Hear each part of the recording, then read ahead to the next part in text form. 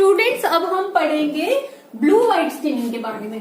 पिछली वीडियो में मैंने रेप्लिका PBR 322 वेक्टर का बताया था। उसमें रेप्लिका प्लेटिंग के थ्रू क्या होता है, सिलेक्शन होता है।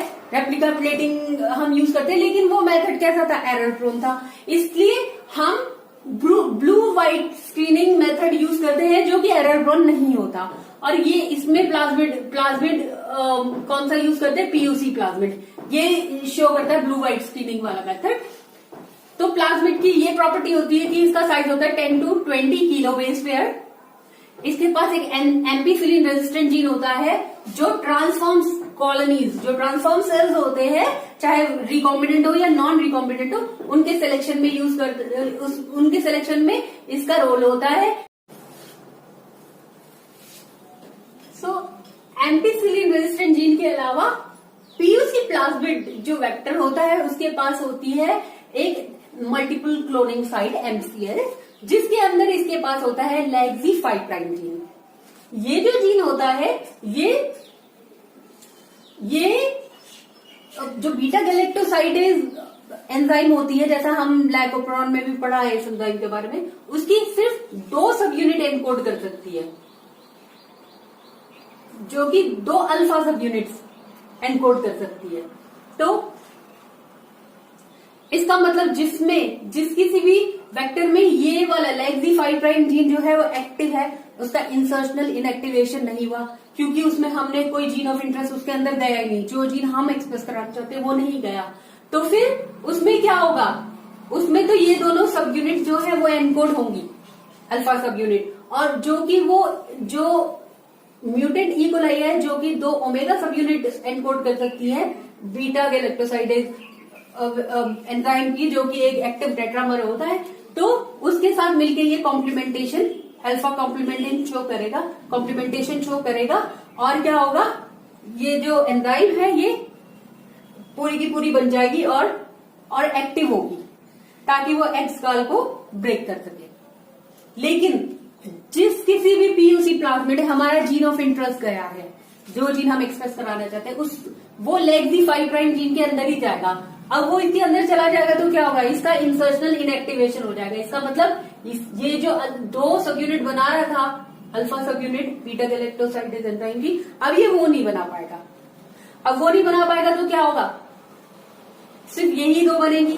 जिस ई कोलाई में भी ऐसा वाला प्लाज्मिड जाएगा जिसमें इसका इंसर्शनल इनएक्टिवेशन हो चुका है, उसमें क्या होगा, एक्टिव बीटा गैलेक्टोसाइडेज नहीं बन पाएगी प्रॉपर, क्योंकि उसमें टेट्रामर होगा ही नहीं, क्योंकि अल्फा सब यूनिट बनी ही नहीं है। सिर्फ 2 ओमेगा सब यूनिट की बेसिस पे वो एग कॉल को नहीं ब्रेक कर पाएगा। तो ये होता है इस प्लाज्मिड की कैरेक्टरिस्टिक्स। इसके अलावा सिलेक्शन, ब्लू व्हाइट स्क्रीनिंग में सिलेक्शन किसके बेसिस पे होता है, कलर के बेसिस पे। अभी हम पढ़ेंगे आगे कैसे एक्स कॉल जो होता है वो सबस्ट्राट होता है, ये ब्रेक होगा तब ब्लू कलर बनता है। तो ये एज ए सबस्ट्राट यूज होता है। बीटा गैलेक्टोसाइड एंजाइम जो होती है उसकी एक्टिविटी सिलेक्शन के लिए यूज होती है। और IPTG जो होता है वो इंड्यूसर होता है, जैसे कि हमने लाइकोप्रोन में पढ़ाई हुआ है। तो सबसे पहले क्या होगा, सबसे पहले हमारा काम क्या होता है, सबसे पहले हम अनट्रांसफॉर्म सेल्स को हटाते हैं। वो सेल्स जिसमें ये प्लाज्मिड गया ही नहीं, चाहे वो लेगजी 5' वाला हो या ना हो, तो उनको हटाने के लिए हम क्या करेंगे, जैसे कि हमने रेप्लिका प्लेटिंग में भी अभी डिस्कस किया था, जो भी होस्ट सेल्स है जिसमें ये वेक्टर नहीं गया वो एम्पीसिलिन के लिए रेजिस्टेंट नहीं होंगे, क्योंकि उनके पास ये वेक्टर नहीं है और ना ही ये एम्पीसिलिन रेजिस्टेंट जीन है। इसका मतलब वो जो होस्ट सेल्स है जिनमें ये वेक्टर नहीं गया वो एम्पीसिलिन की प्रेजेंस में मर जाएंगे, die out, they will die out. तो पहला सिलेक्शन होगा एम्पीसिलिन जो एंटीबायोटिक है उसकी प्रेजेंस में। जब हम इसका ट्रीटमेंट देंगे तो क्या होगा, जितने भी अनट्रांसफॉर्म सेल्स हैं, क्योंकि उनके पास वेक्टर नहीं है तो एम्पीसिलिन नेगेटिव होंगे, एंड लेगजी